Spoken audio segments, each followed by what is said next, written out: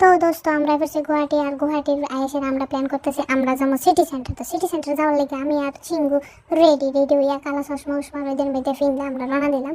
লগের সামনে আসলে আমরা আঙ্কেল আন্টি, এই আঙ্কেল আন্টি তারা বাসের লেগে তাড়াহুড়া করতেছিল। ইতিমধ্যে আমরা এসি বাস হয়ে পড়ছে।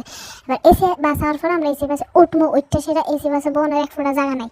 এবার জায়গা নাই কিটা করুন গিয়ে সেটা মাছ একদম বাসের মিডল বরাবর দাঁড়াই গেছে, দাঁড়াই সেটা বুঝলামি করতেছি। এটা হচ্ছে এসি বাস, এটার মধ্যে কোনো শব্দ নয়, কিন্তু এটা যদি আমরা এটা এসি লোকাল বাসে এর মধ্যে শব্দ নাই। আর এটা যদি আমরা দিকের বাসে শশা খাইবেন, শশা হ্যালো মধ্যপুর করছিল জানবো বলে আমাদের কাছে নাস্তা।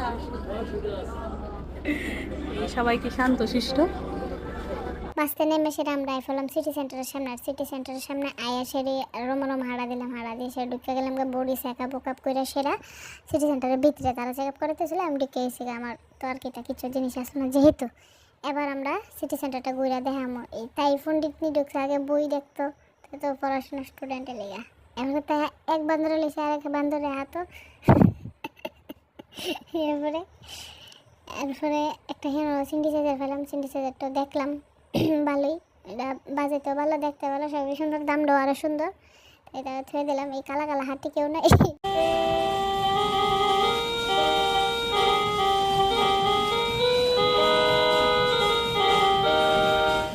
এরপরে ঢুকে গেলাম একটা ফুতুলের এনো। তো ফুতুল এতলা ফুতুল দেখে সেটা তো কোনটা লইতাম না। ছোট ফুতুলের দামও 700-800 টাকা। তো এ তো আমার বাসকে বাদ নিয়ে, কারণ 700-800 টাকা দিয়ে আমরা নলেজ অনুযায়ী আমরা বতলাতে 10টা ফুতুল কিনে নিলাম, তো এখান থেকে ফুতুল নিতাম না।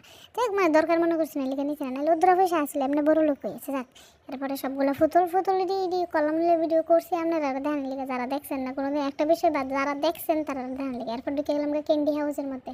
ইয়ানের ক্যান্ডির দাম ও মা গো মা, এমন ক্যান্ডি আমি বাপের গুতো খাইছি না। এত দাম, যদি ক্যান্ডি হয় 100 গ্রাম ক্যান্ডির দাম 250 টাকা।